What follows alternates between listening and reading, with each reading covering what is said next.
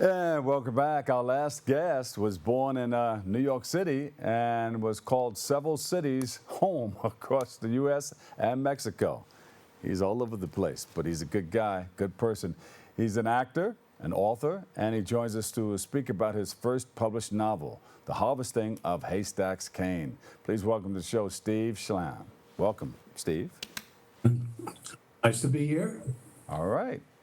You're an actor, and you look good, by the way. I see the light coming in through the window. Yes, it happens that way.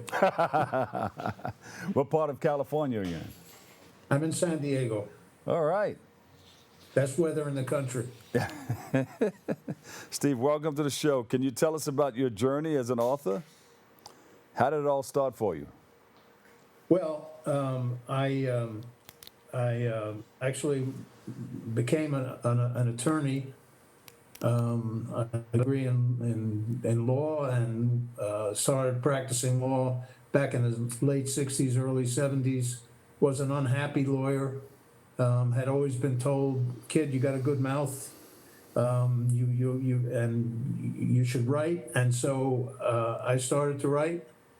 And I saw it eventually, in fact, quickly, as a ticket out of what would have been an unhappy life. I then enrolled in the early 70s or late, actually mid 70s at City College, the same university that these young people were talking to you about, and got a master's degree in creative writing and English from City. My mentor and supervisor, I guess you'd call, was Joseph Heller, who wrote Catch 22.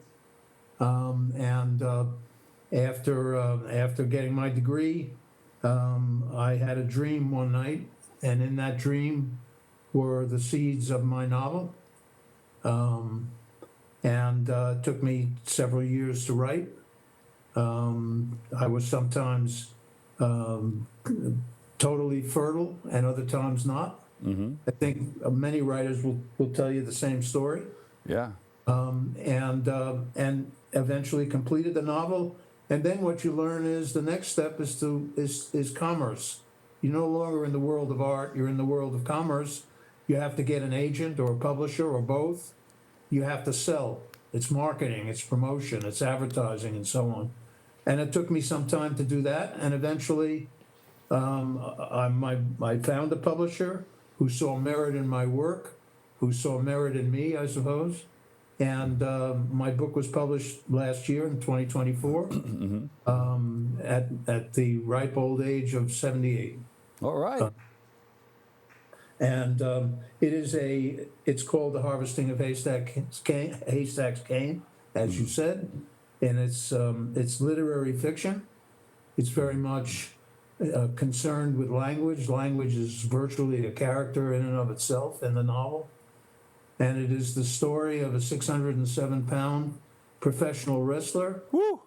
Haystacks Kane, born Herschel Kane in Brooklyn, who has been gravely injured in a match with his arch rival and longtime nemesis, Valentino, the wrestler who holds a title that Haystacks very much wants for himself, and who has also managed to seduce Haystacks' wife, make him a cuckold.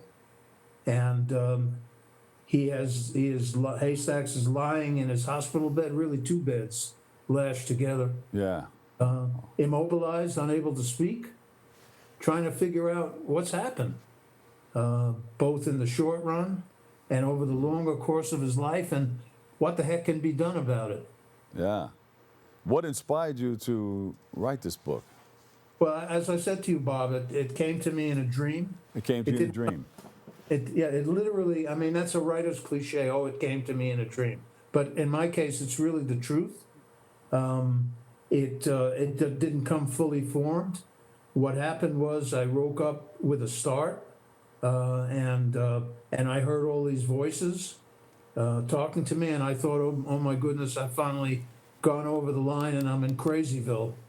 And then I realized, no, actually, I'm not in Crazyville, at least not the kind of Crazyville that gets you put away someplace. That I was that I was being talked to by voices that represented characters, and I knew quite from the get-go that this was not going to be a short story or something small, that it was a novel. And so I had a kind of a, and I got up and I went to my desk, my used government issue desk in the foyer of my house in Brooklyn Heights, my Yeah. apartment, I should say, in Brooklyn Heights.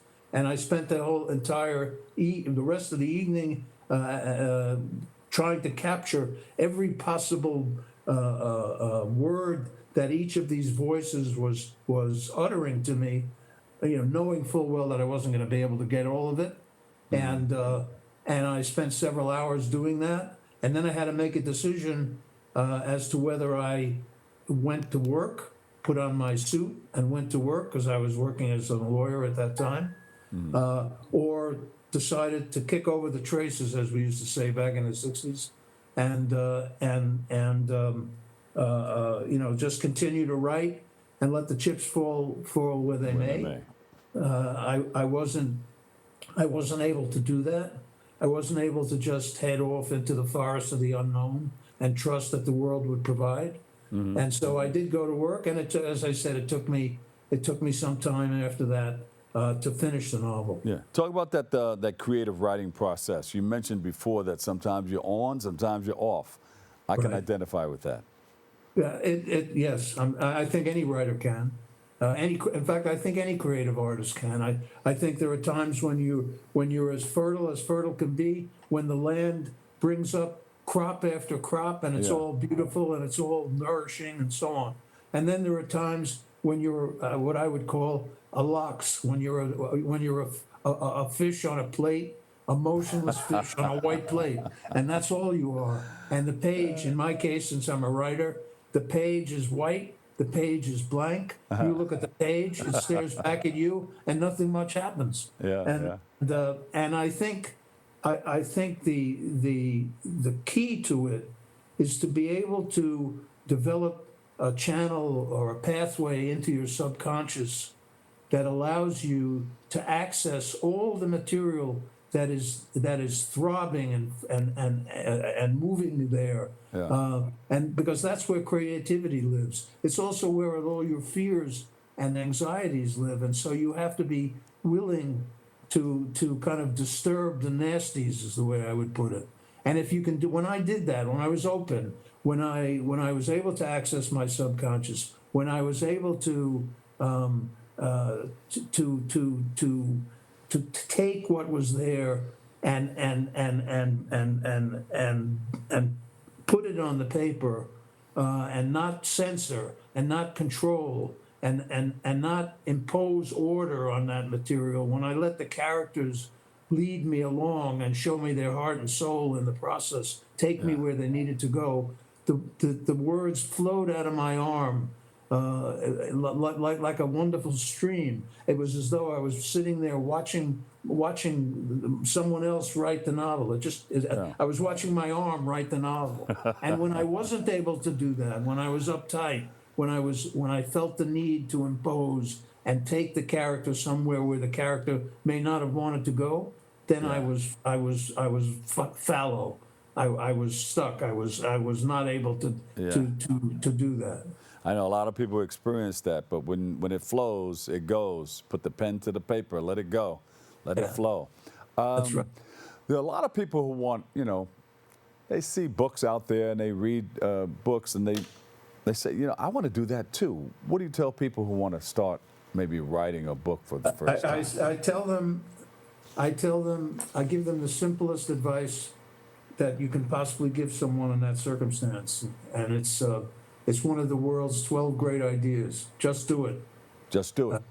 Yes. I was interviewing LL Cool J, and I asked him something sort of like the same question. He said the same thing. Just do it. Just do it, because it'll resolve itself. It'll take you where you need to go. Yeah. Where do we find your book? How can we get your book?